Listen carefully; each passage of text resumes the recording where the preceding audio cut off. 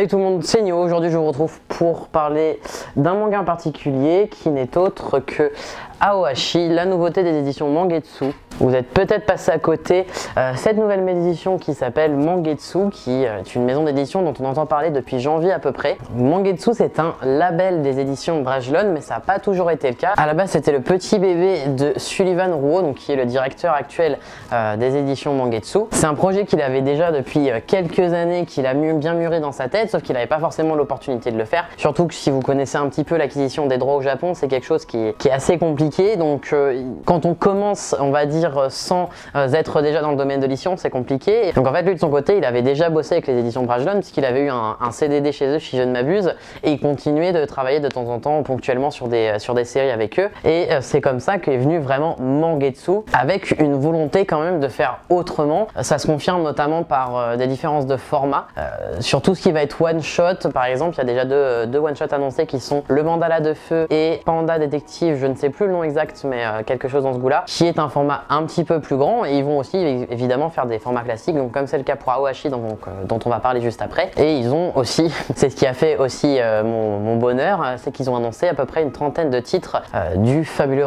auteur Junji Ito, qui est pour moi le maître de l'horreur au Japon. Enfin, c'est exceptionnel ce fait. Si vous avez jamais lu, vous pouvez déjà vous procurer certaines séries, et Mangetsu, du coup, on a déjà annoncé quelques-unes. Je vous invite, vraiment super important, à aller suivre la chaîne YouTube de Mangetsu, parce qu'on va dire que voilà, le directeur éditorial fait des annonces directement sur leur page YouTube, sous un format voilà, dont on n'a pas trop l'habitude. C'est pas forcément des formats bande-annonce comme on voit d'habitude, et donc les vidéos sont un petit peu plus instructives. Donc ça c'est sympa, et vous pouvez découvrir pas mal de choses, et notamment sur les débuts de Mangetsu, notamment Aoashi dont on va parler maintenant. Aoashi, c'est vendu comme le coup de cœur éditorial de l'équipe de Mangetsu. Ils considèrent que c'est un titre qui devait absolument arriver en France. C'est vrai que quand on voit qu'il y a déjà 24 tomes au Japon et que ça a été fait en seulement 6 ans, donc un tome tous les 3 mois, autant vous dire que c'est un rythme qui est quand même assez soutenu. C'est un risque, on va dire, au niveau marketing, et donc eux ils ont décidé de tenter parce qu'ils ont estimé que c'était un titre qui méritait absolument d'être en France. Et donc mon but là dans cette vidéo, ça va être de vous présenter un petit peu les deux premiers tomes que j'ai lus, évidemment, sinon ça n'a pas d'intérêt, et vous expliquer pourquoi j'ai apprécié, parce que oui, évidemment, j'ai extrêmement apprécié Aoashi. Pour situer un peu dans le contexte, je suis pas spécifiquement gros fanat de sport. J'aimais bien le foot quand j'étais plus jeune, mais j'en étais pas mordu non plus, et ce que je regarde maintenant à la rigueur, c'est la finale de la Coupe du Monde, mais sans plus. Donc je pense que de base, on pourrait se dire qu'un manga de foot comme Aoashi n'est pas du tout quelque chose qui devrait me plaire. Et pourtant, ce que je cherchais dans un manga de sport, tout sport confondu d'ailleurs, et peu importe si c'est quelque chose qui m'intéresse dans la vraie vie ou non, c'est tout cet aspect adrénaline, toute cette pression, toute cette ambiance en fait qui va faire que tu vas vivre les choses avec les personnages, que tu vas le ressentir comme eux, notamment la joie, voilà, dans les moments intenses comme lorsqu'il marque un but, qu'il gagne un match, ce genre de choses, mais aussi dans les moments de tristesse parce qu'il y a des échecs. Et c'est ça qui est très important aussi, c'est d'arriver à doser les victoires et les échecs sans pour autant que ce soit trop facile pour les personnages, mais non plus qu'on s'acharne pas sur eux, parce que s'il y a trop de négatifs, après forcément ça lasse. Donc faut trouver ce mélange subtil, et en général quand on voit 24 tomes, surtout que je crois qu'il y a eu 7 millions de ventes au Japon pour l'instant, c'est quand même un titre qui a réussi à se faire sa place. Donc je pense qu'il avait tout intérêt à sortir en France, et une fois que j'ai lu déjà le premier tome, je comprends d'ailleurs le choix d'éditer 2 tomes en même temps, parce que la fin du premier tome, en fait, il manque quelque chose. Alors le premier tome est génialissime, il est monstrueux, mais on avait quand même envie d'avoir un petit peu plus à se mettre sous la dent, notamment un petit peu plus de jeux techniques, donc au niveau du foot, qui se profile davantage dans le tome 2. Donc ça c'est un parti pris qui pour moi fonctionne très bien. Donc pour résumer, Aoashi, on va suivre Ashito Aoi, qui est un jeune collégien pas très mature, un petit peu pâteau, qui n'hésite pas à foncer tête baissée lors des matchs, et qu'il estime qu'il peut jouer en solo. Il demande un peu tous les ballons, et en fait son équipe se repose beaucoup sur lui, et donc forcément vu que son équipe actuelle se repose sur lui, il se conforte un petit peu là-dessus, et ça lui permet pas forcément de progresser comme il le faudrait. Et sa vie va changer le jour où il va rencontrer l'entraîneur Fukuda, qui est l'entraîneur notamment de l'équipe U18 de la J-League. Donc pour situer, l'équipe U18, ça va être les jeunes talents lycéens qui potentiellement pourront rejoindre l'équipe officielle plus tard. Et il dit à Ashito qu'il y a des sélections qui doivent être faites, des tests pour permettre de dénicher des joueurs qui ont le profil, des joueurs qui ont un bon niveau, et donc qui peuvent potentiellement rejoindre cette équipe. équipe, mais pas forcément. Donc il va y avoir tout un cheminement où voilà, Ashito va devoir convaincre sa famille de le laisser aller au test de sélection et d'y aller forcément parce que c'est à Tokyo, donc c'est pas du tout près de chez lui. Donc dans ce premier tome, on va avoir toute cette mise en situation, le fait de découvrir le personnage principal. On va découvrir quelques autres personnages aussi sur lesquels on va pas trop s'attarder, notamment les personnages de son équipe, donc de son équipe actuelle de collège, un petit peu sa mère, son frère si j'ai bien compris, et on va aussi découvrir évidemment quelques personnes qui participent à cette sélection. Mais ça va rester quand même assez simple, c'est-à-dire qu'on va pas être complètement miné d'informations, à pas savoir où donner de la tête. Là on va avoir suffisamment d'informations pour se dire ok, donc on fait ça, le but est pour l'instant de faire ça, et donc dans ces deux premiers tomes en fait concrètement c'est vraiment un but à court terme qui va se profiler sans pour autant qu'on sente que le héros est convaincu. Je pense qu'il y a un petit peu allé en tâtant le terrain au test sans prendre en compte qu'il allait tomber contre certainement plus fort que lui, parce que mine de rien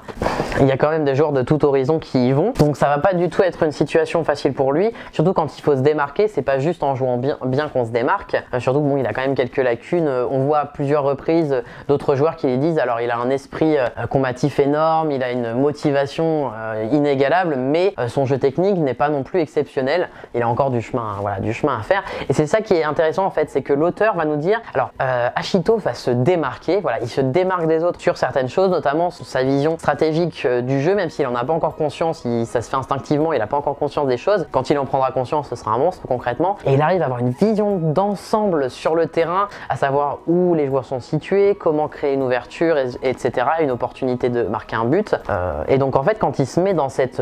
phase de réflexion et ça fait un déclic en fait dans sa tête, il devient monstrueux de par sa facilité à comprendre le jeu, et donc pas forcément sa partie technique. Donc je pense que c'est aussi là-dessus que ça va beaucoup se développer. Et donc ce que je voulais dire à la base, c'est que l'auteur va bien doser ces passages-là. Il y a des passages où on est impressionné par la façon dont il joue, bon, et les autres joueurs aussi évidemment, mais on est quand même impressionné par la façon dont il joue. Et il y a d'autres passages où on va quand même nous rappeler que c'est un collégien, qu'il manque de technique, qu'il a encore des possibilités de progression énormes. Et donc c'est ça qui est intéressant, qu'il faut super bien doser, notamment parce que sinon on se retrouve vite à se dire mais en fait c'est trop facile pour lui, ou enfin là c'est pas intéressant, il fait que de se casser la gueule. Et donc dans Aoashi c'est super bien maîtrisé, et ce qui est impressionnant et qui m'a extrêmement choqué, c'est que dès le premier tome on s'attache déjà au personnage, on a déjà envie qu'il réussisse, on a déjà envie qu'il soit sélectionné dans l'équipe U18, mais de manière vraiment immersive et vraiment impliquée. Moi j'ai eu des moments, enfin je sais pas si vous connaissez ça, mais quand vous lisez un manga de sport et que d'un coup il y a une belle action et que tu sens le sourire monter, enfin c'est et l'émotion, enfin c'est extraordinaire. Et donc dans Aoashi c'est quelque chose qui nous prend plusieurs fois dans les deux tomes, ce que j'aurais pas pensé, parce que en général j'ai du mal à m'attacher aux personnages tout particulièrement, et cette fois-ci pas du tout. En plus honnêtement les dessins tellement adaptés à l'univers, ça me scie en fait. Ils sont totalement adaptés, ils sont pas trop détaillés mais pas non plus brouillons. Les expressions des personnages sont fantastiques, mais fantastiques. Et quand il y a des gros plans notamment sur Ashito qui est dans une situation de stress où il perd pied, on voit son expression de visage changer, et l'auteur met vraiment en avant en le dessinant sous plusieurs profils, donc avec la même expression mais sous plusieurs profils, en plusieurs cases, et c'est extraordinaire. En plus de ça, franchement, les personnages sont vachement singuliers, c'est-à-dire qu'il n'y en a pas deux qui vont avoir la même tête, ce qui est difficile parce que souvent les auteurs ont un style particulier au niveau des visages, et donc c'est plus au niveau des cheveux, un petit peu au niveau de la forme de visage et tout que ça a changé, mais là tous les personnages sont différents, on n'est pas du tout perdu, c'est hyper facile de situer qui est qui, et c'est quelque chose encore une fois qui est super important, surtout dans un manga de sport où tu vas potentiellement avoir beaucoup de personnages parce qu'il va y avoir plein d'équipes, s'il y a des matchs par la suite, etc. Si on n'arrive pas à situer qui est qui ou faire les différences de maillot, etc., c'est un gros bordel. Et donc pour le coup ça c'est super bien foutu, donc c'est essentiel. À la fin du premier tome, on a passé 2 phases de sélection, donc Ashito a réussi, et donc dans ce deuxième tome on va se concentrer sur cette dernière phase qui est un match entre les 11 qualifiés pour l'instant et l'équipe U18 actuelle.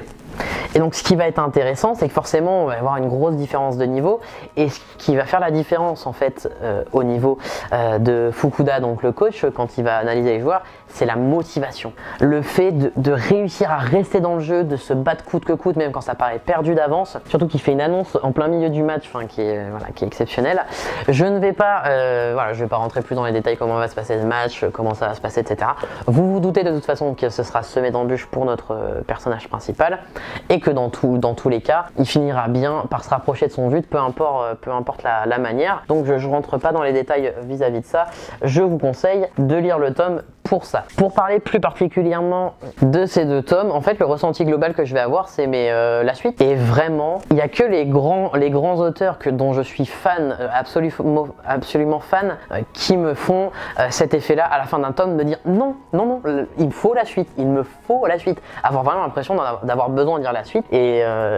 quand je les ai lus toute la soirée, après j'ai à moitié ruminé et je me suis dit mais j'ai envie de savoir en fait ce qui va se passer ensuite. Et pour vous donner quelques exemples, les auteurs avec qui ça me fait ça va être du Kei Sasuga, Shuzo Oshimi, Naoki Urasawa, tout ce genre d'auteurs qui s'investissent beaucoup émotionnellement dans leur série, qui ne sont pas du tout des mangas de sport en passant. Donc c'est ça que j'ai trouvé exceptionnel, c'est que dans Aoashi, on ressent ça mais dès le début de série. Je n'imagine même pas dans les tomes actuels. Je n'imagine même pas après autant de temps, quand on monte en pression, certainement que les personnages se sont améliorés et qu'on s'attache à plus de personnages aussi. Parce que là, même s'il y a quelques personnages qui sont choupinous, voilà, qui sont un petit peu dans la même galère que notre personnage principal, c'est vraiment sur lui en fait qu'on projette un petit peu toute la série et c'est vraiment à lui qu'on s'attache parce qu'on sait que sur ce genre de sélection, déjà lui il va peut-être pas être pris potentiellement et en plus de ça eux non plus parce que de ce que j'ai compris le coach a bien stipulé que concrètement c'était possible qu'il y ait personne et que l'année d'avant il y avait juste eu une personne qui avait été prise via ces tests en fait dans l'équipe. Donc c'est pour ça que ça met la pression et donc on essaie quand même d'avoir un peu de recul et de se dire bah, le personnage principal de toute façon on va le suivre mais les autres mettre un petit peu de distance et donc je me dis si on est autant pris dans le truc et qu'on a absolument envie un besoin de découvrir la suite, bah, j'imagine même pas quand on aura plus de personnages à s'attacher. Parce que c'est possible qu'Ashito au final ce soit pas du tout mon personnage préféré par la suite, c'est très probable, moi j'aime bien les persos un peu excentriques donc pas forcément dans ce genre là, mais c'est vrai qu'il a quand même un côté très touchant et attachant et on sent que déjà dans ces deux premiers tomes il prend un petit peu en maturité et il se rend compte en fait de ce que c'est le football et que c'est pas aussi facile qu'il pensait et que dire je vais être joueur professionnel sans se poser réellement des questions sur ce que ça implique, et bah c'était un manque de maturité. Donc on sent après ces deux tomes que dans tous les cas de figure il aura pris en maturité et donc ce sera beaucoup plus intéressant de suivre son évolution. Est-ce qu'il va y avoir des ellipses par moment du fait que tout se passe pas comme il a envie et donc il a des phases d'adaptation possibles? C'est possible dans ce genre de titre, ça arrive qu'il y ait des ellipses pas forcément très longues hein, mais de quelques semaines, mois, voire années. Je pense pas qu'on ira jusque là mais c'est possible que par moment il y ait ces besoins là et en tout cas si c'est aussi bien géré que dans ces deux premiers tomes parce que vraiment le rythme est super bien géré, il y a des phases d'explication, des phases de vie et donc en fait comme le disait l'éditeur, sur le terrain ça va être du pur shonen comme on les aime vraiment avec tout ce qu'il faut et en fait à l'extérieur ça va être plus du seinen, du tranche de vie un petit peu plus réaliste, un peu plus brutal, moins idéaliste et donc en fait tout ce cheminement, ce combo entre les deux à mon avis par la suite doit s'exprimer davantage et ça à mon avis ça va être concrètement ça va être une tuerie. On comprend facilement pourquoi c'est un coup de cœur éditorial et pourtant je n'ai lu, je le répète, que 2 tomes. Il y a la sortie du tome 3 en juillet et ça va être exceptionnel. Donc concrètement si vous êtes passé à côté, je vous recommande chaudement d'aller l'acheter tout de suite. Vous n'avez pas le choix d'aller l'acheter tout de suite. Et si jamais vous avez envie d'avoir un avis écrit, une chronique dans un sens un petit peu plus classique parce que forcément le format vidéo fait que c'est un petit peu différent, vous pouvez aller dans la description, j'ai chroniqué les 2 premiers tomes sur Sanctuary, donc vous avez le lien directement en description pour retrouver ça, ce qui vous permettra d'avoir un avis peut-être voilà, un petit peu plus posé et moins je parle comme j'en ai envie, voyez-vous. Bon voilà, c'est tout pour cette vidéo, n'hésitez pas à me dire si vous avez craqué pour le petit Aoashi, si vous avez décidé de le lire ou non, ce que vous en avez pensé si vous l'avez d'ores et déjà lu et si c'est pas le cas et que vous aimez le shonen et que vous avez envie de tenter un manga de sport super chouette, honnêtement Aoashi vous pouvez y aller les yeux fermés comme je l'ai dit. Moi je vous dis à la prochaine pour une nouvelle vidéo et d'ici là portez-vous bien, ciao.